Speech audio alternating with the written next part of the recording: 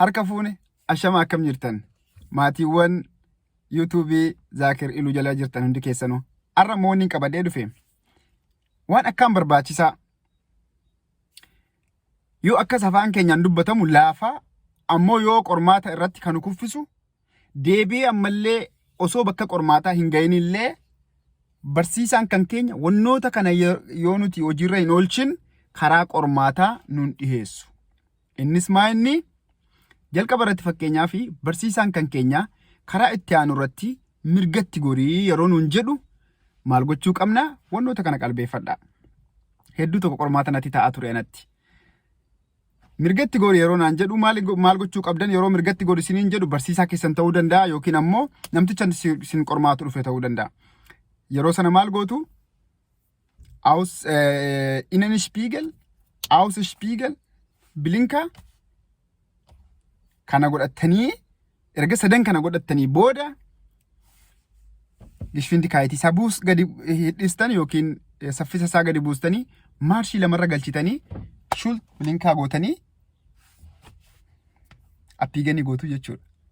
Waan kana hin dagatinaa.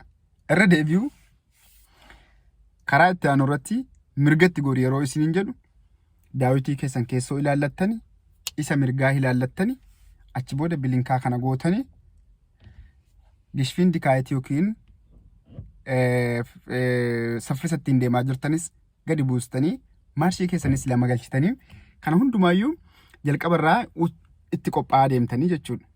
Yeroo bira geessanii goruudhaaf yookiin mirgatti goruudhaaf deemtan sana Schult Blinker gootanii akkasitti appiigen gootu jechuudha. Hin dagatinaa. Innenspiegel, Außenspiegel, Blinker, Schult Blinker. Saboota hin zoortanii jechuudha.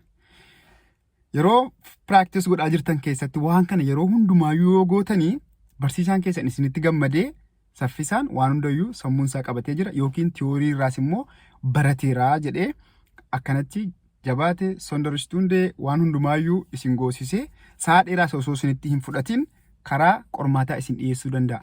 Yoo guyyaa yeroo qormaataa irra geessanis waan ammaa hin dagatinaa waan kana godhaa. Waan al tokkicha waa sadiitu walirra godhaman. Rakkoon kan keenya maali? Yeroo baay'ee yeroo mirgatti gorii jedhamnu waan hunda al tokkicha goona.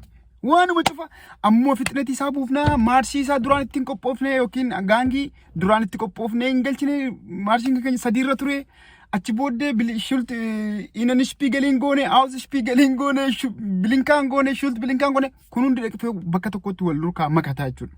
Kanaafuu maal gochuu qabna? Akkuma inni mirgatti gore jedhee gori nuun jedheen waan cufa kanayyuu utuu bira hin geenye sisirreeffataa deemna. Yeroo bira geenyu maal qofa goonaa? Schult Blinker qofa goonaa jechuudha. Duraan waan hundaatti qophoofneera waan ta'eef. Akka inni nuun jedheen Innenspiegel, Außenspiegel, Blinker Geschwindigkeit keenya gadi buufanne yeroo bira geenyu akkas karattii kanaan Schult Blinker goona ni deemnaa jechuudha. Akkasii carraa gaarii isin hawwaa galatooma YouTube channel kiyya subscribe godhaa.